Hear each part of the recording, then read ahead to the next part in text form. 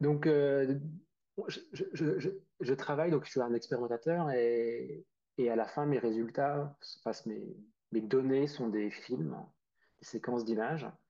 Et pour analyser ces films, bon, pour détecter les objets et les suivre, ce qu'on fait depuis toujours, c'est qu'on travaille très fort pour pouvoir détecter des objets sur des images individuelles. Et, euh, et une fois qu'on a en gros les centres de masse, eh ben, on utilise un algorithme de tracking pour traquer les centres de masse. Et on a retrouvé l'identité des objets. Donc ici, il y a une cellule rouge et une cellule bleue. Et on peut faire ça par deep learning depuis une dizaine d'années, du deep learning pour la segmentation, du deep learning pour le tracking aussi. Donc là, je vous montre Delta 2, qui est une méthode de deep learning pour la segmentation, puis pour le tracking, qui a été développée spécifiquement pour des bactéries allongées. Mais bon, vous connaissez tous Cellpose, Omnipose, Sardiste, tout ça, qui est juste pour la segmentation.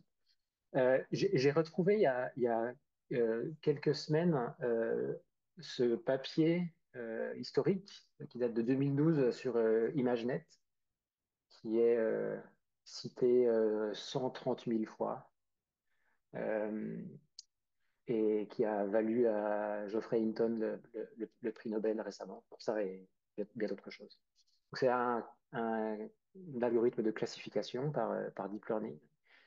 Et je vous montre ici le dernier paragraphe de l'article dans la discussion, et qui dit en quelque sorte qu'ils sont très contents d'avoir construit un réseau de neurones, mais qu'ils pourraient faire beaucoup mieux avec un plus gros réseau s'ils pouvaient utiliser euh, quelque chose qui match the inferotemporal pathway of the human visual system. Et après, oui, ils disent on pourrait faire mieux en utilisant la temporal structure. Donc en 2012, l'idée était déjà là, qu'on pourrait classifier avec plus d'efficacité des images, si au lieu de classifier des images, on classifiait des vidéos, des objets sur des vidéos, et en utilisant l'information temporelle, en quelque sorte tel que le cerveau le fait. Euh, alors j'aime bien montrer ça, j'espère que ça va passer sur Zoom. Euh, ok. Est-ce que vous voyez un cercle là, ici? Est-ce que vous voyez Oui, un objet qui oui, se déplace? oui, oui, on voit le cercle. Oui. Si je l'arrête, a priori, vous ne le voyez plus. Tout à fait. Et voilà, donc ça, c'est simplement une image aléatoire. Et j'ai pris un cercle, un disque dans cette image et je le déplace. Quand il se déplace, on détecte très bien le cercle et quand on l'arrête, je vais essayer de l'arrêter, on ne le voit plus. Donc c'est une idée du camouflage, hein. Le cercle est très bien camouflé sur son background. Euh, Et on peut développer le meilleur algorithme du monde pour essayer de retrouver ce cercle sur une image, mais on va jamais le retrouver. Par contre, quand on joue le film, nos yeux et notre cerveau font un travail magnifique qui nous permet de retrouver le cercle, mais sans même réfléchir. On prend une dizaine de millisecondes et on retrouve le cercle. Donc il y a quelque chose dans l'information temporelle qui est vraiment essentiel pour identifier des objets. Donc moi, j'ai pas de cercle sur des images aussi bruitées. Moi, j'ai des films avec des bactéries qui se déplacent. Je suis désolé, le vrai film est un peu plus fluide que ce que vous voyez, mais voilà, on a beaucoup de bactéries qui se ressemblent toutes. Les images sont belles, mais quand même assez bruitées. Le film va très vite. Nous, on image à 100 images par seconde. Les, les bactéries se déplacent rapidement et donc pour la segmentation et le tracking, c'était très difficile avec les, les outils usuels. Et donc, je vous montre ici un exemple de ce qui marche pas quand on ne prend pas en compte l'information temporelle. Donc ici, je vous montre un film un peu ralenti de ces bactéries-là. Et regardez la bactérie que je regarde, que je pointe avec ma souris ici. En fait, les bactéries, avant de se diviser en deux, elles s'allongent, et puis au centre, il y a une zone qui devient un peu plus claire, ici en contraste de phase. Et Et cette zone plus claire, elle peut facilement être confondue avec ce qui se passe quand deux cellules euh, indépendantes se retrouvent en contact de façon temporaire. Et donc, si on utilise quelque chose qui fait de la segmentation image par image, on a ce genre de choses avec du que j'appelle du clignotement, c'est-à-dire que d'une image sur l'autre, d'une frame sur l'autre, le résultat de la segmentation n'est pas parfait et on n'a pas de cohérence temporelle. Parfois, cette longue cellule est reconnue comme une seule cellule, parfois c'est deux, et il n'y a pas du tout de cohérence dans la formation temporelle. On peut aussi regarder celle-ci. Au début du film, ces deux-là vont être temporairement en contact. Donc là, c'est deux images, deux objets isolés. Hop, là, elles sont fusionnées et après, elles se séparent. Donc tout ça, c'est pas du tout la réalité biologique. Et donc, il faut faire mieux que ça. Et donc, pour faire mieux que ça, l'idée, c'est de construire un réseau de neurones qui, en entrée, n'accepte pas des images individuelles, mais des séquences d'images. Donc ici, on le schématise en disant qu'on met deux images en entrée et on ressort deux images en sortie avec l'identité des cellules. Euh, en vrai, dans notre architecture, on n'a pas deux images en entrée, mais sept images en entrée. Donc ce projet a été publié récemment. Je veux pointer le fait que une grosse partie du développement informatique du code a été écrit par Jean Ollion, qui est maintenant chercheur indépendant au sein de son entreprise Sabilab, qui fait de la prestation de services pour des laboratoires pour faire de l'analyse d'images. Euh, Ok. Donc, je vais raconter brièvement la méthode. Donc, avec d'abord ce qui est en entrée, puis le cœur de l'architecture, puis ce qui se passe en sortie. Donc, pour l'entrée, comme je vous l'ai dit, on met 7 images euh, successives. Alors, le nombre 7, en gros, on est limité par la taille de la mémoire sur le GPU. En théorie, on peut aller plus loin, mais on est bloqué par la taille de la mémoire. Et pour aller chercher de la formation temporelle encore plus loin que juste sur 7 images consécutives, on écarte ces frames-là. Donc on prend les 3 frames consécutives autour de l'image numéro T. Mais après, pour les autres, on les écarte un peu. Comme ça, on va chercher de la formation temporelle encore plus loin. On met ça en entrée. Et ensuite, là, je vous présente l'architecture du réseau. Donc, je suis désolé, vous ne pourrez pas me poser de questions. Enfin, vous pouvez me poser des questions, mais je ne serai pas capable d'y répondre sur savoir ce qui se passe exactement dans le cœur du système, mais on a un encodeur typique de UNet, on a des décodeurs typiques de UNet, on a un seul bras pour l'encodeur, on a deux bras en sortie, on a un bras de segmentation et un bras de tracking qui vont sortir des proxys pour la segmentation, qui sont un peu similaires des proxys pour CellPose ou pour Starsist, et on a aussi des proxys pour le tracking. Et dans le cœur du réseau, au niveau des features, c'est là que la magie opère pour utiliser l'information temporelle. C'est qu'en gros, on a un feature, on a un encodeur par image, on a un feature multidimensionnel par image. Et ensuite, ces features vont être combinés pour ensuite redonner ce qui va être décodé dans les bras de segmentation et tracking. Je suis désolé, je ne peux pas vous en dire beaucoup plus, mais c'est un peu détaillé dans le papier. Sinon, vous pouvez contacter Jean Ollion qui en parlera mieux que moi. Euh, En sortie, on a différents proxys, donc des cartes pour la segmentation. On a ce qu'on appelle EDM, Euclidean Distance Map, qui pour chaque pixel donne la distance au bord de l'objet.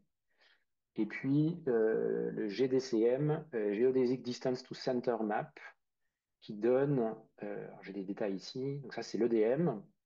Ensuite, on fait un watershed et on a le contour. Euh, ce type de, pardon, ce type de méthode est sujet à de la sursegmentation, parce que si l'objet est un peu plus petit au centre, ben, il va vouloir faire deux objets avec un contour au centre.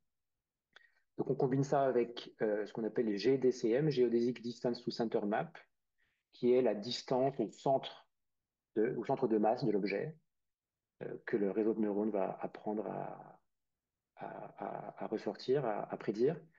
Et le G ici veut dire géodésique, ça veut dire que on est capable de travailler avec des objets en forme de banane, quoi, des objets courbés.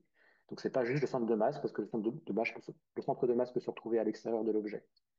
Ça peut être un peu difficile ensuite. Donc c'est la distance est dite géodésique parce qu'elle est calculée le long de l'objet. Ensuite, on processe ces deux cartes hein, et donc on combine le résultat du watershed avec les centres pour avoir des objets uniques comme ça. Euh, N'hésitez pas à m'interrompre quand vous voulez, hein, s'il y a des questions.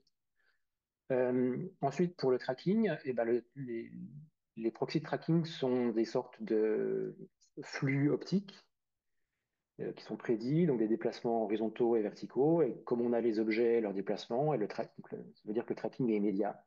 Il n'y a aucune méthode d'optimisation, de minimisation de distance, quoi que ce soit.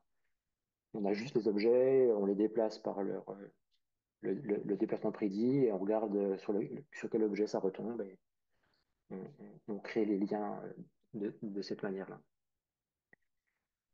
Euh, alors, un truc que j'ai pas précisé, c'est que les prédictions, donc là ici je montre deux images en entrée et deux images en sortie, donc en vrai on en a 7.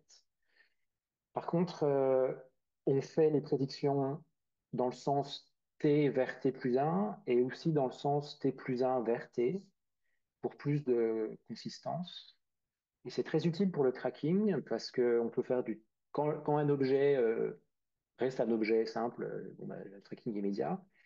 Quand des objets sont amenés à fusionner, donc ça peut, en biologie ça existe, hein, des objets qui fusionnent, des organelles dans les cellules, mais ça peut être aussi deux organoïdes qui fusionnent, différentes choses comme ça. Eh ben, notre méthode de tracking est capable d'associer des liens entre des objets qui fusionnent. Dans le cas d'objets qui se divisent, le tracking de t à t plus 1 trouve un seul objet, et pour retrouver l'autre objet, on utilise le résultat du tracking qui va dans l'autre sens, qu'on appelle backward linking. Donc très naturellement, on détecte des événements de fusion et de division d'objets. Ok, j'ai quelques slides de détails sur l'entraînement. Donc pour l'entraînement, il faut fournir des séquences d'images à noter, évidemment. C'est un peu compliqué, j'en parlerai plus tard. Et ensuite, on fait augmentation de données de façon classique. Et on fait aussi de l'augmentation de données en faisant du sous-échantillonnage aléatoire pour faire de l'augmentation de données sur aussi la vitesse des objets, la- l'amplitude de leur déplacement. Alors, j'aime bien montrer ce film parce que ça prouve que la méthode est extrêmement efficace en conditions réelles. À gauche, c'est un film que j'ai récupéré de Supplementary Material d'un article publié récemment sur des bactéries qui ressemblent au miel, mais qui est pris sur un autre microscope. C'est un autre type de bactérie, et surtout l'image est compressée en MP4. Euh, et si j'applique directement ça sur notre film, avec notre méthode, donc il y a des erreurs, hein. Je ne le nie pas, mais j'étais assez bluffé de ce résultat-là. Donc on a testé, on a comparé cette méthode à Delta 2 dont je vous ai parlé, et puis aussi Embed Track, qui est une méthode récente qui a un peu la même philosophie, mais qui est fait un peu différemment. Et on est plus efficace à la fois pour la segmentation et pour le tracking, et aussi on est beaucoup plus rapide. Hein, et ça, c'est aussi important, parce que quand on travaille non pas sur des images fixes, mais sur des vidéos, on a très rapidement des nombres d'images très grands. Nous, on travaille typiquement avec des vidéos de 1000 images, sans avoir des choses qui soient rapides. Donc on a testé avec des bactéries, on a testé avec des cellules eucaryotes, et donc on a des événements de division, on peut les retrouver ici, hop, de cellules qui se divisent, qui sont très, très facilement retrouvés avec notre méthode. Voilà, donc j'en ai à peu près fini pour la partie de la présentation de la méthode.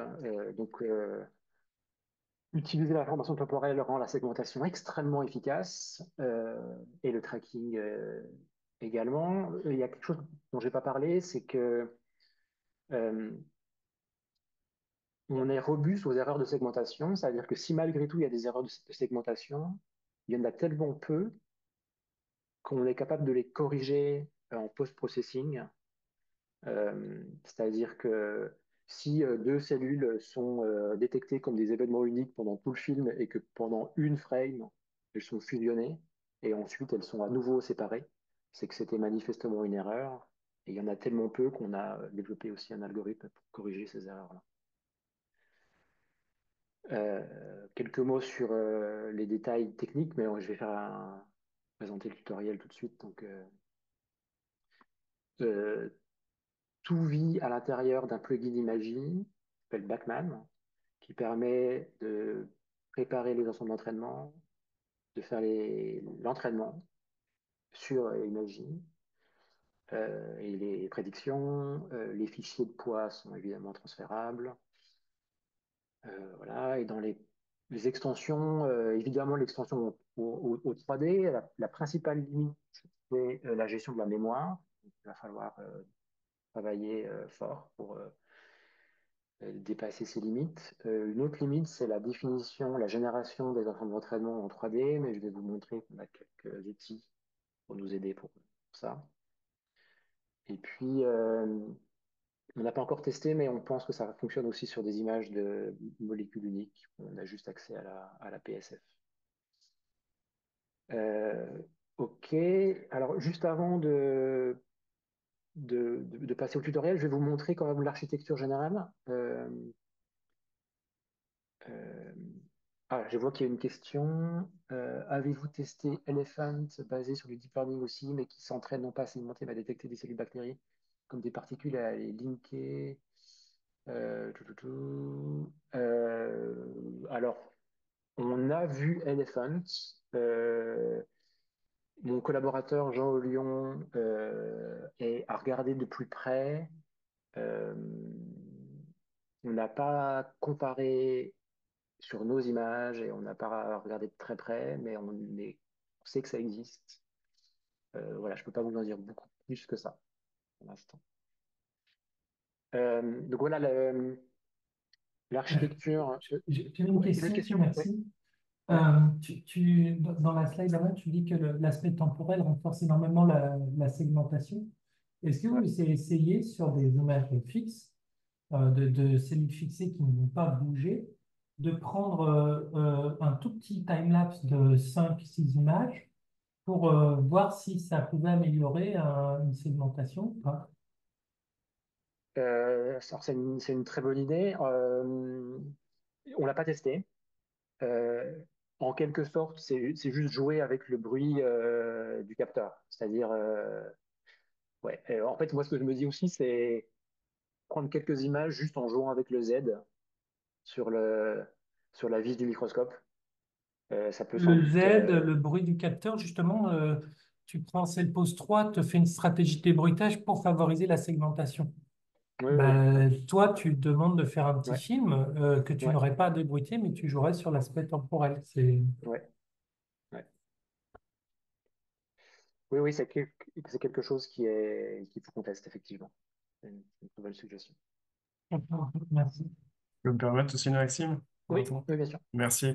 Dans la même idée, en fait, je voulais savoir à quel point vous avez testé la temporalité, enfin la robustesse dans la temporalité, dans le sens où est-ce que tu as fait des vidéos avec des temps plus ou moins proches, enfin des steps plus ou moins courtes, et tu t'as vu qu'à un moment donné, le CNN, bah là, il n'arrivait plus en fait à linker correctement soit en termes de segmentation, soit en termes de tracking. Est-ce qu'il y a un temps, genre, je sais pas, il faut des vidéos toutes les secondes, toutes les minutes? Est-ce que tu vois à un moment donné où ton algo, en fait, il perd les pédales, en fait? Euh, assez difficile de lui faire perdre les pédales. La règle classique, c'est que si ton œil le voit, le CNN va le voir. D'accord. Voilà. Euh, le tracking n'est pas conditionné au fait que les objets se superposent d'une image sur l'autre. Mhm. Les objets peuvent vraiment faire des sauts très grands d'une image sur l'autre. Il y a pas de problème vis-à-vis de ça. Et après, enfin, c'est assez bluffant. En gros, si ton œil est capable de le voir, ton œil et ton cerveau est capable de le voir, le CNN va le voir. D'accord. Ça, c'est les règles entre chaque image, c'est ça? Ouais. Il faut, oui, ok. Enfin, entre chaque image ou sur une séquence d'images. Comme il y a 7 images en entrée, si en jouant le film, l'opérateur ou l'expérimentateur est capable de comprendre ce qui se passe, le CNN va le voir. Mais par contre, il va jamais deviner ce qui se passe. Enfin, tout repose sur un ensemble d'entraînement, hein, donc il faut. Bien Oui, si sûr. ta résolution temporelle est dans les choux, le CNN ne va pas faire de miracle, quoi. Ben non, non, bien sûr. Et je Et voyais, pardon, vas-y. vas-y, Ouais, Alexandre, vas-y, oui, vas-y. J'allais dire, comme je vois que tes poids sont transférables, est-ce que du coup vous avez pensé à une stratégie dans ton plugin, mais tu vas sûrement en parler après, pour faire du transfer learning bien sûr, bien sûr. D'accord. Ouais. Euh, moi, j'ai aussi une question. Tu nous as montré pas mal d'images en contraste de phase, mais c'était plutôt black and white comme pour tes cellules. Est-ce que tu l'as fait sur des cellules en contraste plutôt le côté bordure en fait que le côté plein, comme tu nous Ouais. as montré dans ta segmentation? Oui, oui, oui, ça marche aussi. Alors, Ouais, je c'est l'ai sûr. pas fait, je l'ai pas montré, c'est pas dans le papier, mais j'ai des voisins de labo qui travaillent sur des gouttelettes piégées dans des canaux microfluidiques. Et Mhm. enfin, c'est des émulsions et c'est les membranes, pour parler comme un biologiste, qui sont marquées en fluorescence. Et ça marche aussi. Je te demande ça parce que je pense qu'Alexandre, tu as peut-être dû penser à ça aussi, mais on a des InfuSight qui font beaucoup de lumière blanche et ils travaillent beaucoup sur de la croissance cellulaire au cours du temps avec de la forte confluence. Et du coup, favoriser, moi par exemple, j'entraîne du self-pose à essayer de reconnaître ça, ça marche plutôt bien, mais rajouter un aspect temporel pour en plus avoir une filiation ou une meilleure segmentation, ça peut être très intéressant. Ouais. Oui, je suis désolé. Ça me Euh, fait penser à une dernière oui, chose, parce qu'en ouais, fait, il parle de Cellpose. Cellpose, il fait un gros downgrade, hein, il y a un gros downscale sur tes images, donc du coup, la segmentation, elle est pas belle, en fait, sur des images de phase, notamment pour la morphologie. Enfin, elle est pas belle. Elle est bien, tu vois des problèmes de morpho, mais tu n'arrives pas à segmenter. Tu sais la différence par rapport au tien ou pas du tout? À quel point, je sais pas, c'est parce qu'en fait, là, c'est Nicolas qui en parle, mais quand tu as des cellules de mammifères un peu étalées, tu vois, elles sont un peu en étoile. Là, tu nous as montré des ouais. bactéries, mais tu sais pas à quel point ça respecte ce genre de pseudopodes, ce genre de forme en termes de morphologie. Bah, sur ce genre de film, c'est des cellules qui ont des comportements très bizarres, qui s'étendent énormément, et on n'a aucun problème. Mm. Je leur montrerai avec une meilleure résolution avec le tutoriel là, tout à l'heure. Bien sûr. Euh, ok, donc je voulais juste vous montrer ça, qui est l'architecture générale du plugin, euh, qui nous permet de faire beaucoup de choses. Donc c'est un plugin qui s'appelle Backman, qui a été développé avant même enfin, il y a 6 ans, je pense, qui était juste pour faire de la gestion enfin, de l'analyse d'image en batch. Euh, et c'est une méthode, en fait, c'est une maison pour différentes méthodes. Et donc, typiquement, on charge des images, on, pardon, on charge des images, on peut les annoter manuellement si on veut, et on peut utiliser une base de données d'annotation pour entraîner. On a un fichier de poids qu'on réutilise pour faire des prédictions. Et ensuite, ici, on a un cycle, hein, c'est-à-dire qu'on peut euh, modifier dans le même logiciel, dans le même plugin, les annotations, réentraîner, etc. Et ensuite, on peut exporter pour avoir le format d'exportation favori, CSV, label image, ce que vous voulez. Euh, et pardon. Ouais, un tout petit point de détail. L'entraînement se fait depuis le plugin, mais passe par un container Docker, pour ceux qui savent ce que c'est. Par contre, les prédictions se font localement en Java. Je passe rapidement pour dire qu'en fait, pour l'entraînement et pour les prédictions, on peut mettre ce qu'on veut. Mon collaborateur Jean Rollion a développé une méthode de segmentation qui est une sorte de UNet avec un nombre arbitraire de classes qui est extrêmement efficace, qui s'appelle PixemClass, qui est extrêmement efficace parce il a besoin que de sparse annotation. On n'a pas besoin de tout annoter. On peut juste, un peu comme Elastic, dessiner le contour d'une cellule, dessiner un peu de background et puis entraîner. L'entraînement est rapide, il dure une heure ou deux. Et donc, une pipeline classique, c'est on a une vidéo, une séquence d'images, on la charge, euh, on dessine quelques cellules, on y passe pas plus d'un quart d'heure, on entraîne avec PixemClass que pour la segmentation. Ensuite, on fait de la prédiction avec PixemClass que pour la segmentation sur une vingtaine d'images consécutives. On corrige parce qu'il y aura nécessairement à corriger. Il y a un algo de tracking classique qui est disponible aussi dans le plugin.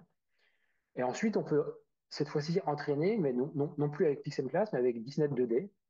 Et on a de cette manière-là généré un ensemble d'entraînement avec un coût assez minimal. Et ensuite, on peut faire du transfer learning, c'est-à-dire qu'on peut entraîner, prédire, corriger, réentraîner, combiner des différents fichiers de poids, voilà, tout ça dans le même écosystème. Et donc, c'est ce qui fait largement la force de Disney 2D et de Backman, c'est qu'on a vraiment la volonté sans aucune ligne de commande, uniquement avec un plugin Imagy, avec une interface graphique, euh, permettre aux gens d'entraîner avec un coût minimal. Voilà. Et donc, si un jour on fait une version 3D de Disney, elle sera insérée là-dedans. On peut très bien insérer CellPose et permettre de réentraîner CellPose à l'intérieur de Batman. On peut intégrer pour les prédictions Segment Anything et donc cliquer sur une cellule au lieu de dessiner son contour, on clique dessus et de cette manière-là, on peut vraiment générer des ensembles d'entraînement avec un coût minimal. Ok, donc le tutoriel il y a une version écrite qui est disponible à cette adresse-là et je vais changer d'écran pour passer à tutoriel proprement dit. Et donc,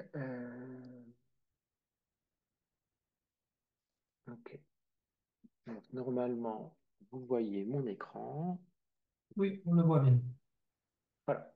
Donc, tout vit à l'intérieur de Imagy. Alors, je vais essayer de retrouver mes fenêtres. Donc, une fois qu'on a installé le plugin, bon, il est là, Batman. Euh, et alors, il faut que je dise que Backman est extrêmement efficace pour faire du batch, du calcul sur un nombre, non, enfin, un grand nombre de films. Il a été développé pour ça. C'est pas l'outil le plus facile d'accès qu'on puisse imaginer, euh, mais après quelques heures de travail, quelques dizaines de minutes, disons, d'habituation, on comprend la philosophie. Et si on suit le tutoriel qui est disponible en ligne, on comprend tout et on s'habitue. Donc il y a plusieurs onglets. Il y a l'onglet où on charge les films et l'onglet où on règle tous les paramètres qu'on peut modifier, et puis l'onglet où on va voir les résultats. Donc, pour charger les films, euh, donc je peux faire ensemble avec vous, suivre en gros ce qu'il y a dans le tutoriel en ligne. Donc, euh, on peut commencer de zéro, on peut aussi commencer d'un ensemble de réglages qui est disponible en ligne. Donc, on a un espace en ligne et donc on peut aller puiser dans cet espace des, des, des méthodes qui sont à la fois un fichier de poids et puis aussi tous les réglages qui vont autour de ce fichier de poids. C'est-à-dire, est-ce que c'est est-ce qu'il y a un ou deux canals, est-ce que c'est enfin il y a toutes sortes de réglages. Et donc on clique New Dataset from Online Library. Il y a différents fichiers de configuration. On choisit dans Disnet 2D, on donne la version cellule eucaryote et la version bactéries. Donc, je ne l'ai pas dit, mais les bactéries, c'est du contraste de phase, et les cellules eucaryotes, c'était de la fluo du cytoplasme. On fournit aussi les films de test qu'on va chercher avec import-export, sample dataset, cell tracking. Et là, il y a les deux films qu'on peut télécharger. Et ensuite, pour charger un film, on va dans la partie position, clic droit, import images. Et puis ensuite, ici, on va chercher le film qu'on veut. Euh, et ensuite, sur la droite, il y a une liste de tâches. Et donc, classiquement, il y a du pré-processing. Si vous voulez faire de l'analyse d'image, on va dire classique, avant d'appliquer le réseau de neurones. Et puis ensuite, il y a des fonctions qui sont pour l'extraction de mesures, si jamais vous voulez extraire les positions des objets, mais aussi, je ne sais pas, leur taille, leur vitesse. En bas, il y a un cadre qui s'appelle Objects, et ici, j'ai une seule classe d'objets qui s'appelle Bacteria, mais Bacman est construit pour être capable de gérer plusieurs classes ensemble. C'est-à-dire qu'on peut très bien imaginer avoir, par exemple, deux populations d'objets, par exemple, des cellules et des noyaux, marqués différemment, avec des canaux de fluorescence différents.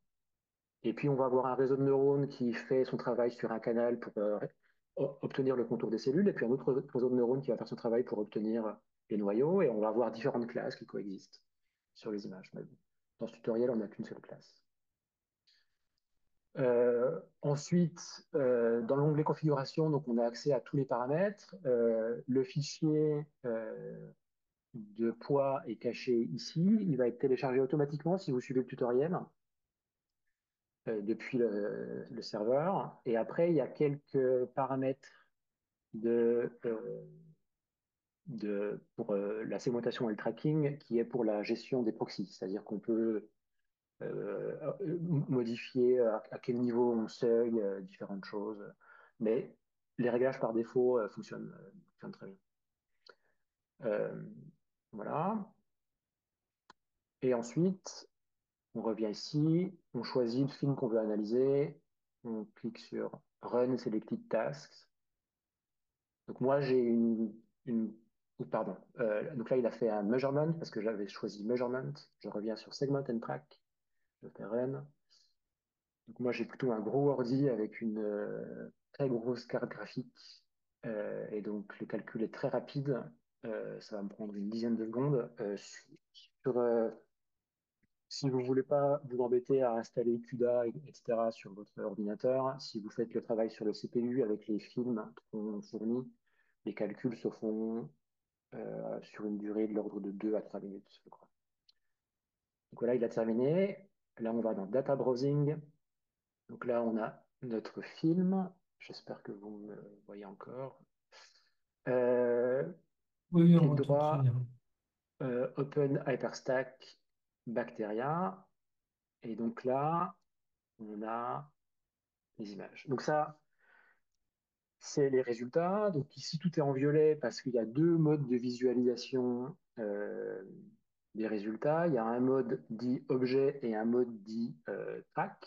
Donc je vais switcher. Là, je suis en mode track. Et si je refais la même chose, j'ai les tracks. Et donc, je pense que vraiment, une grosse force de notre méthode est dans l'interface graphique qui permet d'observer les résultats, mais qui est la même que celle qui permet de générer des ensembles d'entraînement.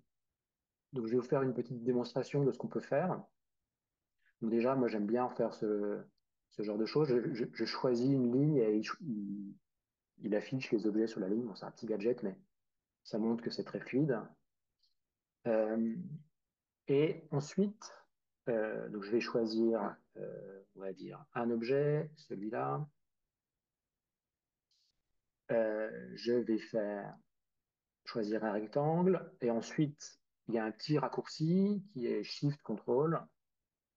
Je lâche et là il génère ce qu'on appelle un kymographe.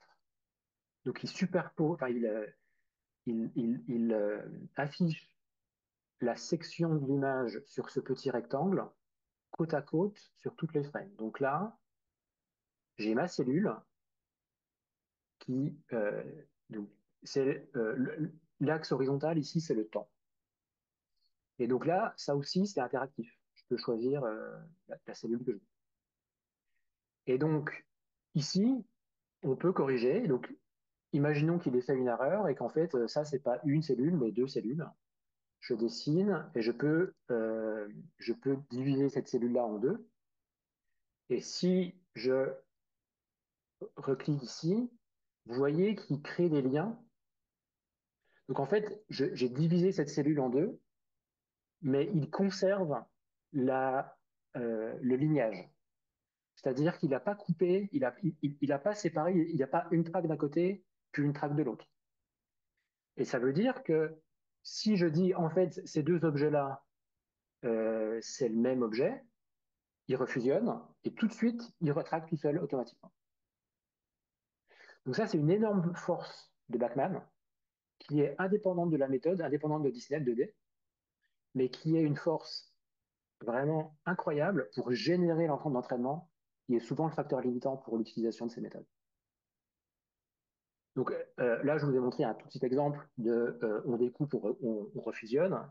Il y a différentes choses. Si j'appuie sur F1, il y a un raccourci de toutes les fonctions auxquelles on a accès. On peut supprimer, on peut créer des objets. Et donc, euh, et donc, si par exemple, Maxime, je oui, t'interromps. ouais, Il y a Clément qui a posé une question dans ouais, le chat qui est un peu en lien avec ce que tu viens juste de nous montrer. ok. Il demande si, à l'inverse, on peut propager tous les type points du fait que ça soit deux objets. Euh, Malheureusement, pas directement. C'est-à-dire, bah, je peux le faire, je peux le simuler à la main. Ok, alors attendez, hop. Donc, je ferme ça. Admettons que finalement, je considère que cette cellule-là, ces deux objets, euh, je dis sur la première frame, ces deux objets, mais malheureusement, sur la frame suivante, il va pas comprendre tout de suite que c'est deux objets. Mais c'est une très bonne suggestion. Alors, je me demande si quelque part caché, parce que moi-même, je ne connais pas tous les réglages du logiciel, qui est très complet. Euh, je me demande si on ne peut pas propager ça d'une manière ou d'une autre. En tout cas, si on ne peut pas le faire, je vais demander à mon collaborateur d'ajouter ça dans les fonctions, parce que c'est effectivement une bonne idée. Euh, si je supprime un objet entièrement, admettons que je supprime cet objet-là, hop, il a disparu pour une frame, je peux le recréer en faisant appel au réseau de neurones. Il l'a recréé, donc là je peux vous afficher, là il a eu un petit bump d'activité sur le GPU qui correspond au recalcul de cet objet manquant là.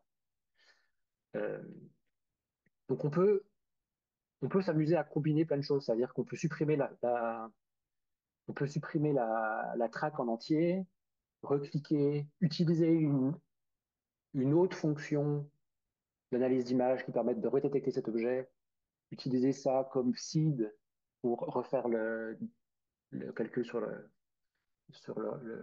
GPU, etc. Voilà, qu'est-ce que je peux vous montrer d'autre? Ah oui, il y a quelque chose que j'aime bien aussi montrer, c'est que voilà, admettons que vous vous demandez quel est cet objet ici. J'appuie sur V comme View et il va directement sur la vue complète afficher l'objet en question. Voilà, donc tout est vraiment interactif, extrêmement complet. Donc c'est pour ça souvent quand je dis qu'on veut essayer d'étendre Disney 2D à du 3D, ce qu'on me répond très souvent c'est ah ouais mais la génération d'ensemble d'entraînement à 3D ça va être horrible. Avec cette façon d'observer nos données, ce qu'on appelle kymographe et tout, raisonnablement on pense qu'on devrait pouvoir faciliter les choses. Parce qu'ici c'est du temps mais on peut très bien imaginer que ce soit du Z, hein, évidemment. Voilà, qu'est-ce que je peux vous montrer d'autre? Ah oui, je vais vous montrer avec les cellules. J'avais la question sur. Donc ça, c'est le résultat avec les cellules. Donc ces cellules sont des cellules Hbeck qui font des choses assez étonnantes. Et donc par exemple, voilà. Donc c'est pas en étoile comme peuvent être parfois des cellules, mais c'est raisonnablement stretching. Et comme pour est-ce que tu as rencontré des problèmes de limite de taille comme sur un cell pose où tu dois quand même mettre une marge de manœuvre dans la taille de tes objets ou là, qu'à ces tailles très longuement ou très courtement, tu n'as pas eu de Non, non, sursegmentation ou de sous-segmentation? non, non. Donc ici, j'ai des cellules qui sont énormes. J'ai des cellules comme celle-ci. Et juste à côté, j'ai une petite cellule qui va se diviser, qui vient de se diviser, sans aucun problème.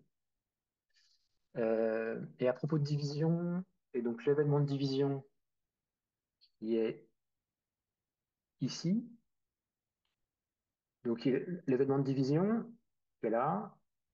Euh, donc dans le formalisme Bachmann, l'objet est entièrement coloré quand c'est la fin d'une traque. Là, c'est la fin de la traque de la cellule mère. Et là, c'est les deux cellules filles. Et on voit qu'il y a des petites flèches qui indiquent que c'est une division. Et si je fais ça, hop, je fais, oh, pardon, alors, je suis perdu, je fais ça, je fais ça.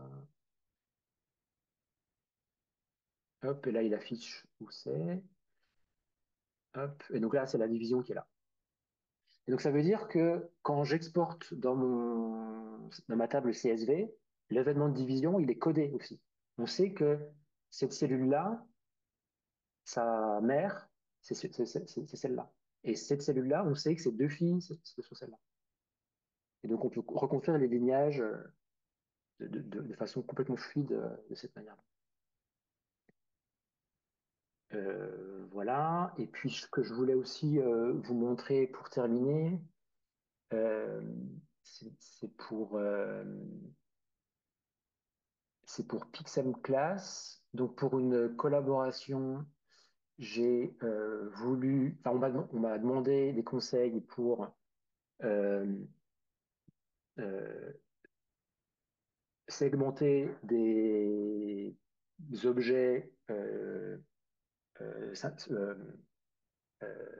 non biologiques. Enfin, c'est des petites particules, c'est des images de microscopie électronique.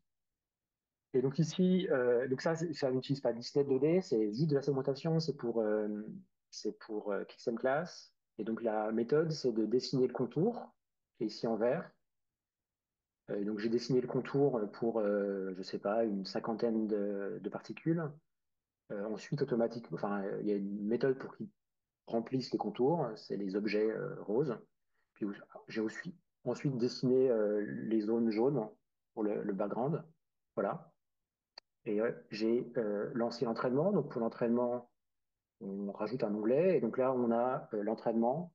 Euh, et donc on peut définir un ensemble d'entraînement qui est lié à ce qu'on a ici, hein. C'est le même objet. On a plein de réglages avec des tailles de sous-fenêtres, des nombres d'époques, différentes choses. On lance l'entraînement. Alors on peut, si ça fonctionne, je l'avais testé hier soir. Donc là, c'est juste une démonstration de la génération des sous-fenêtres, enfin des tiles d'entraînement avec l'augmentation de données. Donc, il y a de l'augmentation de données à la fois en brightness, il y a un peu de elastic deformation, etc. Et puis ensuite, j'appuie sur Start et puis il va commencer un entraînement qui va durer, je crois, 1 heure et demie. Et puis ensuite, pour le résultat, euh, il est ici. Euh, voilà. Donc c'est pas parfait, hein. Encore une fois, c'est que de la segmentation. C'est pas parfait, mais contrairement à Celpose, ça gère des objets de taille différentes, à peu près sans problème. Voilà. Euh, donc les images sont particulièrement bruitées, hein, elles sont pas très belles.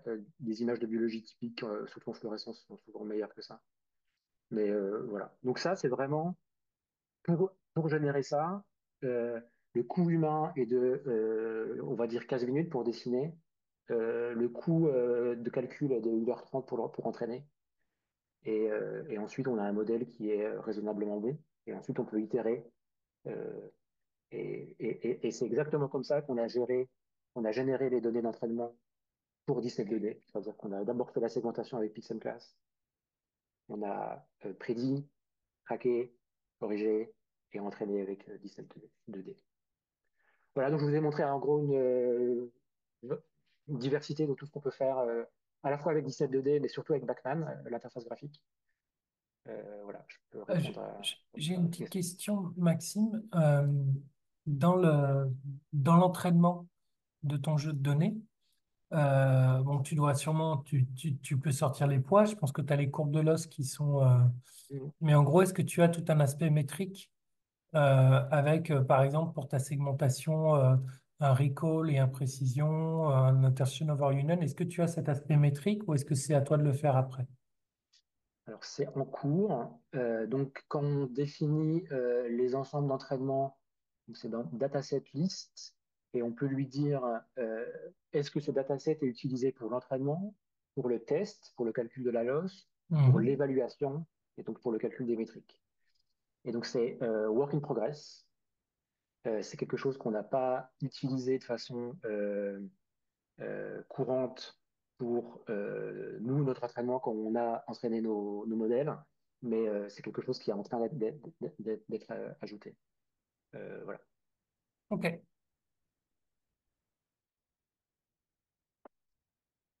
Dans les extensions qui sont dans notre to-do list à plus ou moins long terme, il y a l'ajout d'un accès en ligne de commande, parce que l'interface graphique, c'est très bien pour certaines personnes. D'autres personnes préfèrent largement les lignes de commande. Donc, on va permettre ça aussi. Il y a aussi un portage sur Napari qu'on nous réclame aussi. Donc, pour l'instant, tout se fait en Java pour la partie interface graphique. Euh, mais voilà, à long terme, ça existera aussi en Python avec Napari.